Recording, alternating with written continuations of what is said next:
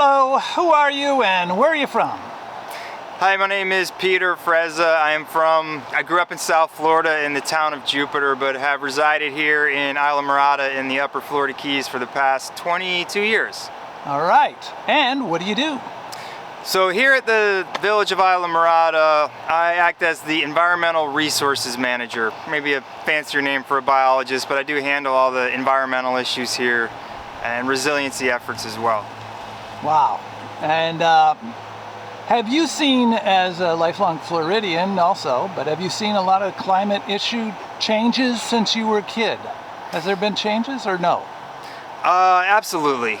Just anecdotally, certainly warmer temperatures. I mean, without question, back growing up, just remember those winters being so much colder. I mean, so much colder in the winters. Even a little warmer in the summer times, but more so noticeably warmer winters. And even more striking than that, both anecdotally but also from a science-based perspective, is water levels. It's pretty shocking how significantly water levels have risen. Over the past, say, 25 years, I've kind of had a good sense of water levels. It's just something that I wouldn't have ever expected that in such a short time frame to notice how quickly water levels have risen, and that's attributed to sea level rise. Wow. And I'm wondering, it maybe the warmth also, but and does that lead to more wilder swings in weather patterns, or? In terms of weather, that leads to wilder swings in weather patterns. I mean, I think with the tropical cyclone activity, that's something that, we hear it from the climate experts that it will exacerbate and intensify hurricanes, and that is something, certainly we're noticing more hurricanes throughout the year, but more so, even more striking is the intensity of the storms now. It seems like every year there's this major hurricane after major hurricane, when it used to be, a minor hurricane or a tropical storm. Now it's just every year we're dealing with multiple major tropical storms, category 3 or higher. Well, that's what I was going to ask next, which is now on an everyday basis, and this is your job. What do you see locally here? Have you had a big hurricane? And we talked a little bit before this meeting about changes in village planning.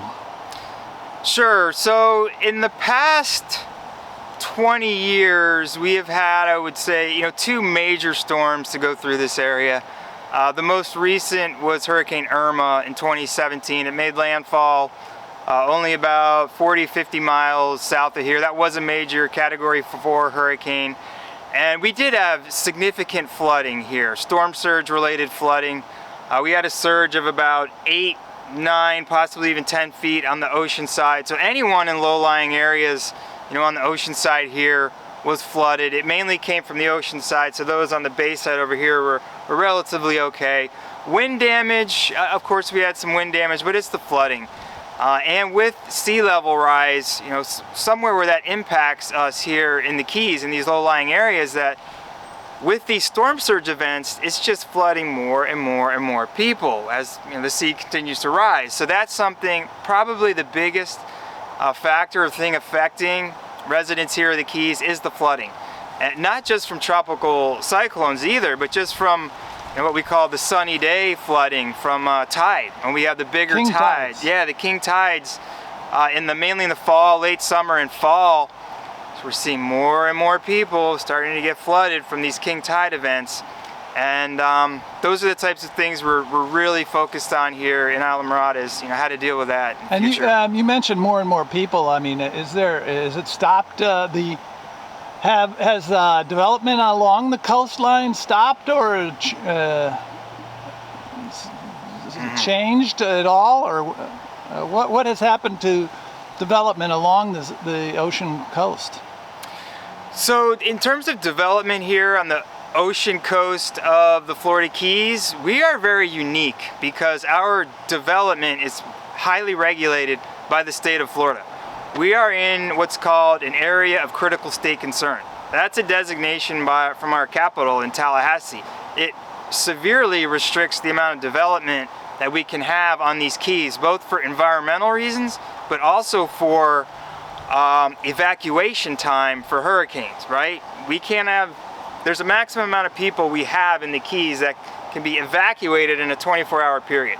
So our building allocations given to us by the state are almost up.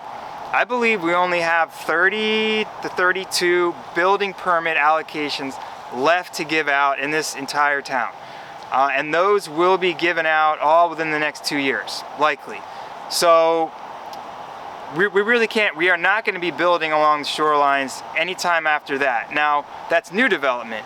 Reconstruction, yes, that's going to be the big thing. We're seeing more and more of that is lower level, lower lying, say smaller homes being purchased, demolished by really out-of-towners, mainly wealthy people, elevating those homes and just building bigger homes. So it's not so much new development, it's redevelopment on already disturbed parcels. Wow. And what about the future? Should we be optimistic or pessimistic? And is there anything we can do about it? Interesting question. Optimistic, pessimistic. I think a little of both. I mean, without question, someday we're going to be standing in water.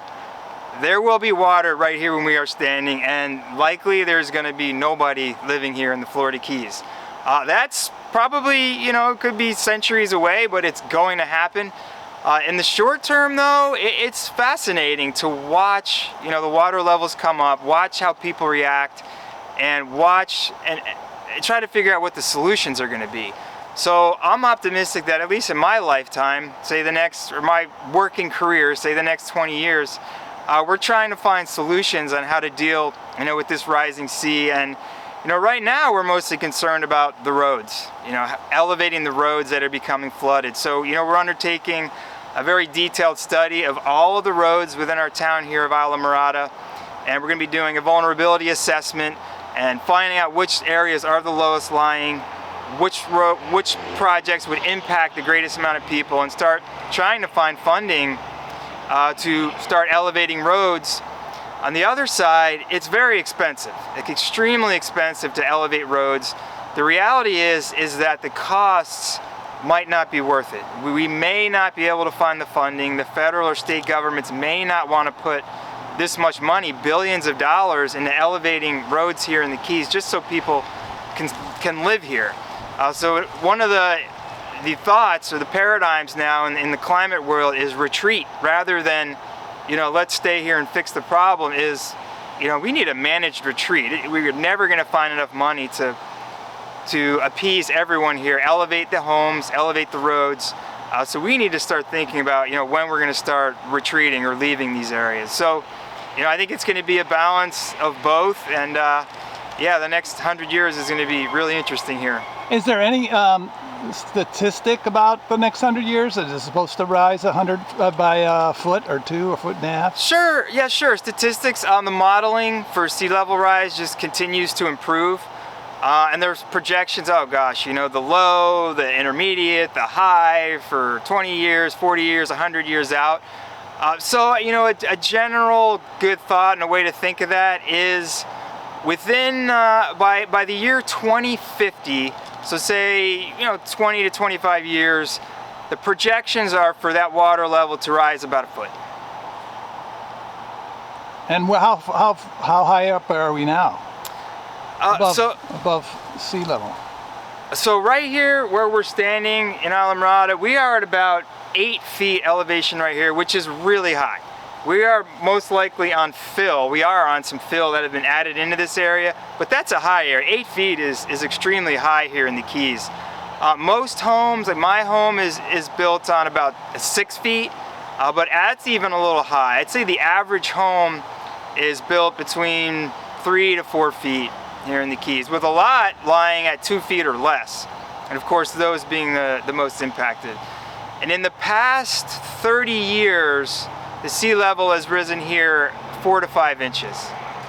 So pretty amazing, and that curve is an exponential curve in sea level rise. We don't have a straight curve, it's rising. That's why that projection over the next 25 to 30 years is so much greater than the previous 30 years.